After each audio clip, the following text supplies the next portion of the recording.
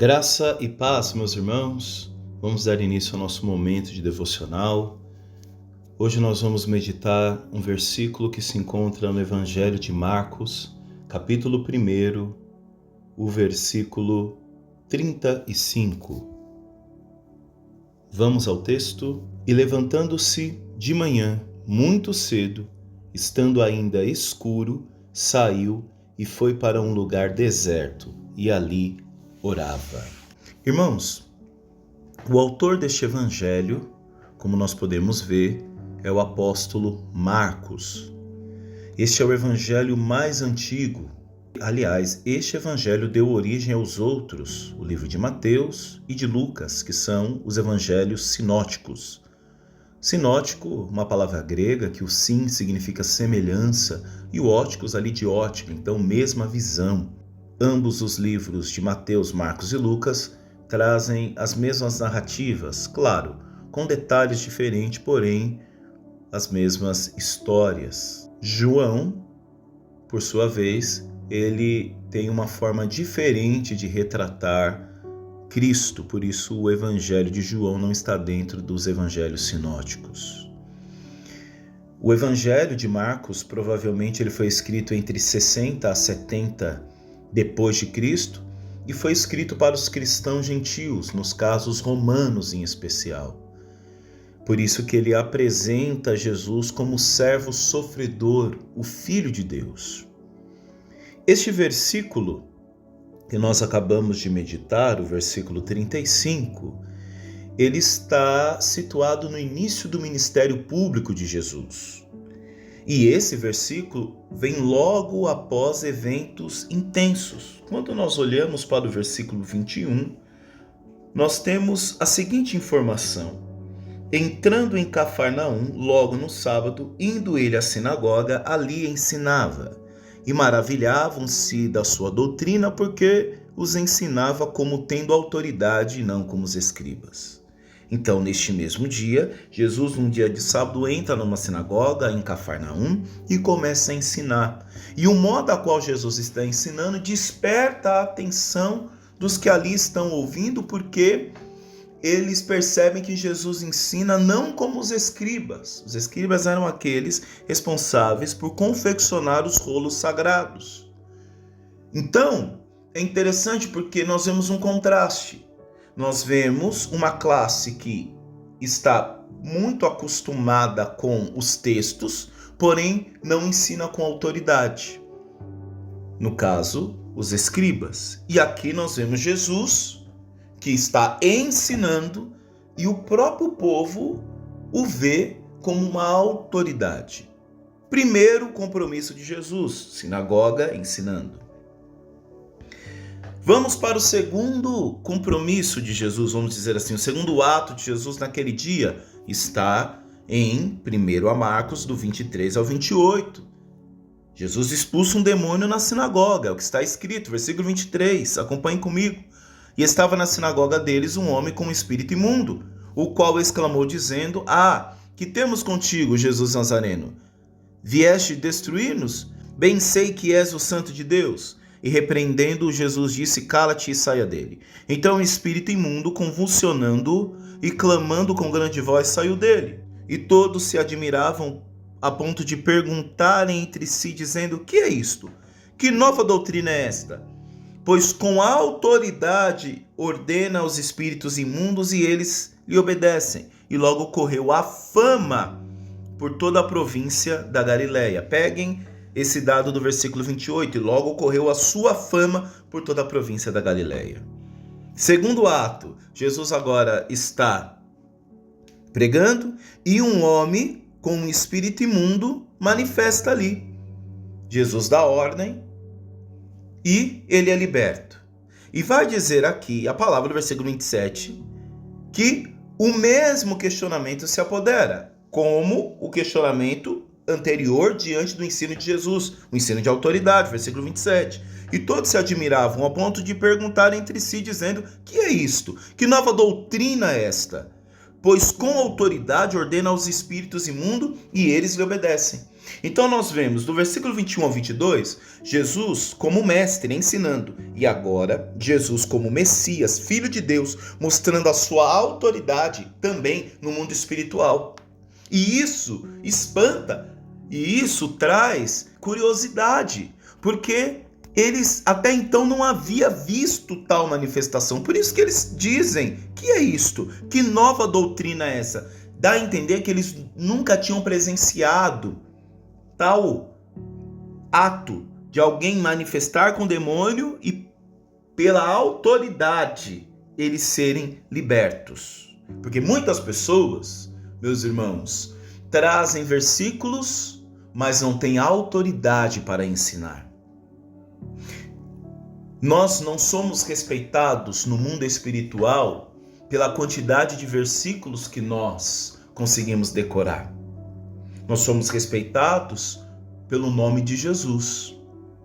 O cristão não é respeitado pela sua patente, porque é pastor, porque é evangelista, porque é apóstolo. Não, não. Nós somos respeitados porque há Cristo Jesus sobre as nossas vidas. Estão entendendo o que eu estou querendo dizer? E esse foi o segundo ato, segundo compromisso de Jesus no mesmo dia. Veja o que diz o versículo 28. E logo correu a sua fama por toda a província da Galileia. Quando nós olhamos o texto original em grego, a palavra fama no grego é akoen, que depois derivou a palavra eco. E a palavra fama literalmente significa ouvido, audição, relato. Nesse contexto, tem o sentido o que se ouve sobre alguém, ou seja, a reputação, a fama que se espalha através de relatos, de comentários. Veja, Jesus, no versículo 21, ensina como quem tem autoridade. Depois, do versículo 23 ao 28, ele expulsa demônios com autoridade. Por isso o versículo 28 diz, e logo correu a sua fama. Logo, aquela cidade de Cafarnaum começou a falar de Jesus, ao ponto de toda a Galileia estar comentando, falando dos atos que Jesus operou. E a nossa vida é desta forma. O nosso encontro com o Senhor foi desta forma. Alguém falou de Jesus para nós. Alguém que viveu um momento de experiência com Ele. Alguém que já caminhava com Ele falou deste Deus para nós. E nós fomos atraídos pela curiosidade. Nós fomos chamados por Ele. E nós somos aqueles que estamos mantendo essa missão de falar, de propagar, de falar de Jesus. Pegue esse dado. E logo correu a sua fama por toda a província da Galileia. Vamos agora para o terceiro compromisso de Jesus, ali no mesmo dia, naquele sábado. É o bloco do versículo 29 ao 34 do capítulo 1 de Marcos. A cura da sogra de Pedro. E não só a cura da sogra de Pedro, mas de muitos enfermos e endemoniados ao pôr do sol. É o que diz a palavra. E logo saindo da sinagoga, versículo 29, foram à casa de Simão e de André com Tiago e João, e a sogra de Simão estava deitada com febre, e logo lhe falaram dela. Alguém ali, mesmo que a casa não era sua, alguém ali que estava talvez apenas de passagem como uma visita, teve que ter sensibilidade para ver que tinha alguém naquela casa que estava enfermo. E aqui eu vejo o poder de uma oração intercessória, porque não é Jesus que vê que a sogra de Pedro está com febre, mas diz o versículo 30, e logo lhe falaram dela. Por isso, meus irmãos, que nós não podemos desistir de clamar, de orar pelos nossos, independente da necessidade, da intenção. Muitas intenções hoje para nós é impossível, mas para o nosso Deus não é impossível. Seja uma febre, como a ressurreição de alguém. Nada é impossível para o nosso Deus. Veja, uma febre. Versículo 31. Então, chegando-se a ela, tomou-a pela mão e levantou-a, e a febre a deixou. E servia-os. Esse detalhe é importantíssimo, porque o que atesta que aquela mulher estava curada é o ato dela se colocar a servir. Então, se hoje nós nos consideramos homens e mulheres curados, libertos, pelo poder que há Em Jesus, nós precisamos nos colocar em serviço. Eu torno a dizer, desconfio de alguém que teve um encontro com o Senhor e não se colocou em serviço. Aquela mulher logo se coloca em servir. Olha o que diz o versículo 31. Então, chegando-se a ela, tomou-a pela mão. Veja que a cura com Jesus tem um processo de uma ordem sobre a enfermidade, mas também uma mão estendida para colocar de pé. E às vezes nós achamos que tudo vai se resolver apenas com uma palavra de ordem ao mundo espiritual, dizendo levanta e anda, não, mas é necessário também dar mão. É o que acontece em Atos dos Apóstolos capítulo 3. Eles olham para aquele coxo e dizem, eu não tenho ouro e não tenho prata, mas o que eu tenho eu lhe dou. Em nome de Jesus, o Nazareno levanta e anda. E vai dizer a palavra que Pedro estende a mão para ele. Nós somos a igreja que está pronta para profetizar, para entregar uma palavra de autoridade, uma palavra de levanta e anda, uma palavra de restauração, mas também somos uma igreja pronta para dar a mão e colocar de pé. É isso que o nosso mestre nos ensina. Pronto, Jesus agora acabou de curar a sogra de Pedro. E diz a palavra, versículo 32, e tendo chegado à tarde, quando já se estava pondo o sol, Jesus estava pronto para encerrar mais um dia. Mas lembra do versículo 28? Vou voltar nele, para você entender. E logo correu a sua fama por toda a província da Galileia. Olha agora o versículo 32. Acabou de curar a sogra de Pedro. E tendo chegado à tarde, quando já estava pondo o sol, trouxeram-lhe todos os que se achavam enfermos e endemoniados. E toda a cidade, versículo 33, se ajuntou à porta. Isso é a fama. Todos foram atrás. Todos quiseram saber quem é este que cura. Quem é este que liberta. Quem é esse que estava ensinando na sinagoga com autoridade. Quem é esse que disseram que manifestou um demônio e ele libertou. Quem é esse que entrou na casa de Pedro, a sogra estava prostrada, enferma e foi curada? Todos. Por isso, meus irmãos, aonde a palavra do Senhor é pregada, aonde há manifestação de cura, de milagres, manifestação do poder de Deus, não tem jeito, todas as pessoas se ajuntam. Todas as pessoas querem ser curadas, tocadas, porque o povo tem fome e sede de Deus. A fama de Jesus percorreu a Galileia e agora é o que ele está vendo. Por isso, meus irmãos, às vezes nós pedimos para o Senhor, Senhor, nos usa. Ah, Pai, eu quero ser um homem ousado, eu quero ser uma mulher usada, cheia da tua presença. Mas, meu irmão, pense bem. Depois que o Senhor começar a te usar, não dá para você colocar as pessoas para fora. Olha o versículo 33. E toda a cidade, um homem cheio da presença de Deus, um homem, Jesus, mudando a realidade de uma cidade. Você está conseguindo entender o que eu estou querendo dizer?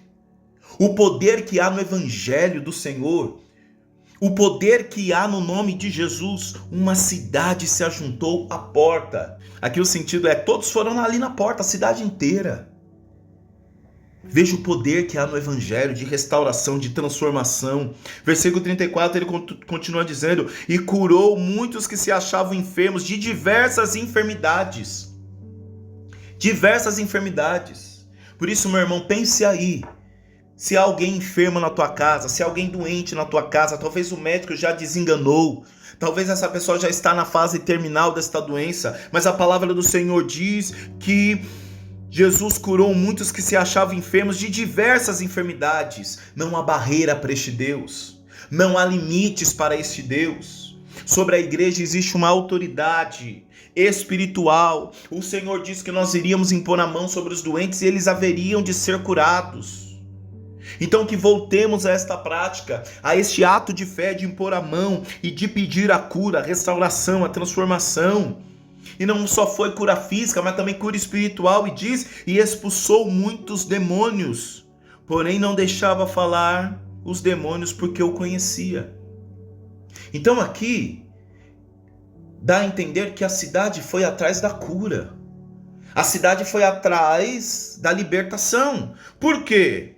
Porque Jesus não permitia que os demônios revelassem a sua verdadeira identidade. Qual identidade? A identidade que o próprio demônio falou lá no versículo 24. Que temos contigo, Jesus Nazareno, vieste destruir-nos, bem sei que és o Santo Filho de Deus. Aqui no versículo 34, Jesus não permitia que os demônios revelassem a sua identidade. E aí tá dando para você entender? A cura, meu irmão, não é o ponto final. A cura é para que você entenda quem é Jesus. A libertação é para que você entenda quem é Jesus. Para muitas pessoas a cura é o ponto final. É o famoso me dá minha bênção que eu vou embora. Meu irmão, a cura é um início de uma grande história de restauração, de transformação. Versículo 35. Nós chegamos no texto. E levantando-se de manhã muito cedo, estando ainda escuro, saiu e foi para um lugar deserto e ali orava. Veja, Jesus no dia de sábado entra na sinagoga e ensina como quem tem autoridade. Depois ele expulsa um demônio. Depois ele entra na casa de seu amigo Pedro e cura a sua sogra que está com febre. Depois a cidade inteira vai na porta de Jesus, vai dizer que ele cura a todos, liberta a todos. Mas no versículo 35 nós vemos Jesus, que mesmo sendo Deus, mesmo sendo o Filho de Deus, nós vemos Jesus priorizando momentos de oração. E detalhe, priorizando o momento de oração logo cedo, antes de qualquer atividade. O problema é que hoje nós estamos no meio da atividade e estamos pedindo que Deus intervenha, mas estamos esquecendo de perguntar para o Senhor: o que tu queres de mim? E aí fica o questionamento: se Jesus, que ensinava como quem tinha autoridade, libertava demônios como quem tinha autoridade, curava, seja desconhecido como conhecidos no caso da sogra de Pedro, e curava todos, precisava orar, por que não estamos orando? Se Jesus, sendo Filho de Deus, sendo Deus, palavra, verbo encarnado, orava, ele antes de qualquer atividade, antes de qualquer coisa, logo cedo, pela manhã, de forma intencional, orava, buscava a Deus. Por que nós não estamos fazendo isso? Jesus, sendo mestre, através desse ato, ele nos ensina que começar o dia com Deus nos prepara espiritualmente para enfrentar tudo que vier, meus irmãos. O ato de Jesus estar orando pela manhã expressa, aliás, aqui a palavra no grego dá o sentido de bem de madrugada, ainda quando está escuro. É fato, se a cidade inteira estava na porta de Jesus, Jesus precisava de momentos longe do barulho, longe dos pedidos de cura. Nós oramos não é porque somos bons, não. Nós oramos porque nós somos dependentes. Quando Jesus ora, ele está mostrando que ele é dependente do Pai. Antes do nascer do sol, a intensidade da expressão indica uma decisão intencional e sacrificial. Vai dizer, e levantando-se de manhã, era intencional. Por isso, os nossos momentos de oração precisam ser intencionais. Não é orar quando der, não. Não é orar quando abrir um espaço na agenda, mas é colocar a oração em prioridade. Dependência total de Deus, torno a dizer, mesmo sendo divino. Jesus mostra que seu ministério era sustentado pela comunhão com o Pai. Ora, Jesus disse, eu vim não para fazer minha vontade, mas para fazer a vontade do Pai. Agora, como que eu vou discernir a vontade do Pai se eu não tenho comunicação com o Pai? Tem muitas pessoas dizendo que estão fazendo a obra de Deus, mas não tem relacionamento com Deus. Outro ponto, disciplina espiritual. A oração não era ocasional, mas era constante, era prioritária. Hoje nós cantamos que não conseguimos viver sem o Senhor, mas isso é uma grande falácia.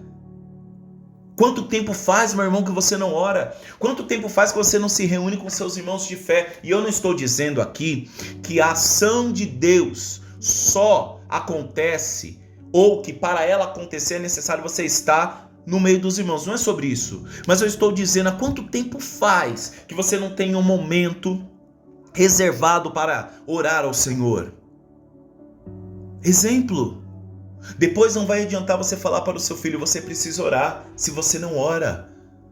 Para Jesus dizer e ensinar como nós devemos orar, é porque ele orava. Outra coisa, levantando-se de manhã muito cedo, ainda escuro, saiu e foi para um lugar deserto e ali orava. Silêncio e solitude, elementos importantes da espiritualidade cristã. O deserto, sabe o deserto que todo mundo tem pavor de ouvir? Ecoa também os tempos de Moisés e Elias, que ouviram Deus no silêncio. Hoje nós estamos vivendo uma era cristã que só quer falar, mas não quer ouvir, não quer se submeter. Meu irmão, não tem jeito. Orar não é uma escolha, é uma necessidade. É necessário nós estarmos em comunhão com o Pai. E o que me chama a atenção é os versículos seguintes. Mesmo que eu não li ele, eu vou dar uma explanada aqui. No versículo 36, seguiram-no Simão e os que com ele estavam. Deu para você entender? Ele acordou cedo, foi para um lugar deserto. Quando ele olha, está lá Simão e os seus discípulos.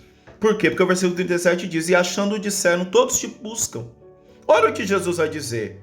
E lhe disse: vamos às aldeias vizinhas, para que eu ali também pregue. Vira o detalhe? Porque para isso vim. Então Jesus aqui está deixando claro que ele não veio apenas para libertar demoniados ou curar enfermos. A pressa, a urgência de Jesus em ir às aldeias vizinhas não era para curar.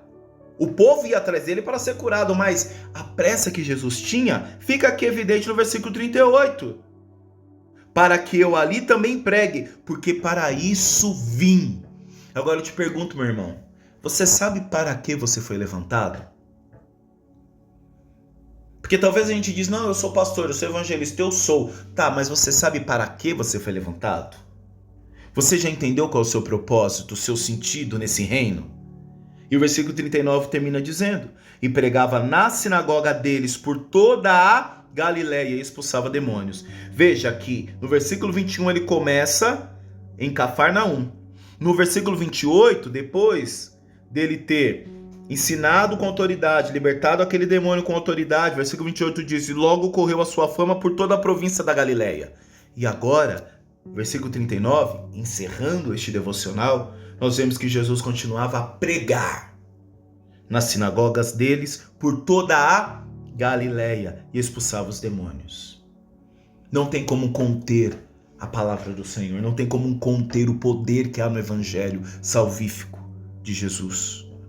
Aonde houver um lugar disposto a abrir as suas portas, ou melhor, aonde houver uma voz, como diz João Batista quando foram perguntar para ele se ele era o Messias ou se ele era algum profeta, ele disse: não, eu sou apenas uma voz.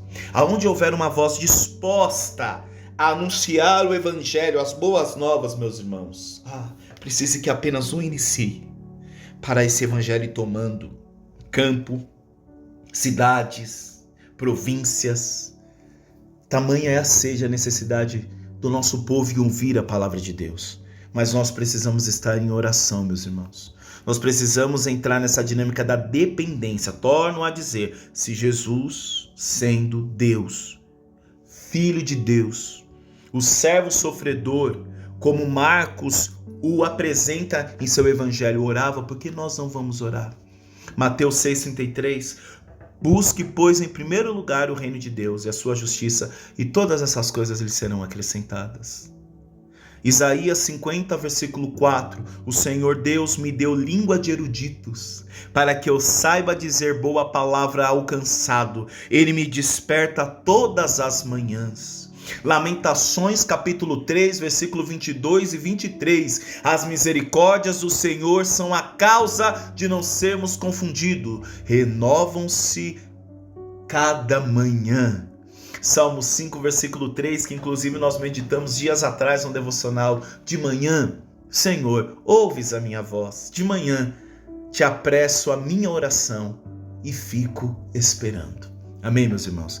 Que nós possamos fazer dos nossos momentos de oração não um momento de acaso, mas um momento intencional, de intimidade, de busca, uma forma de relacionamento com o nosso Deus.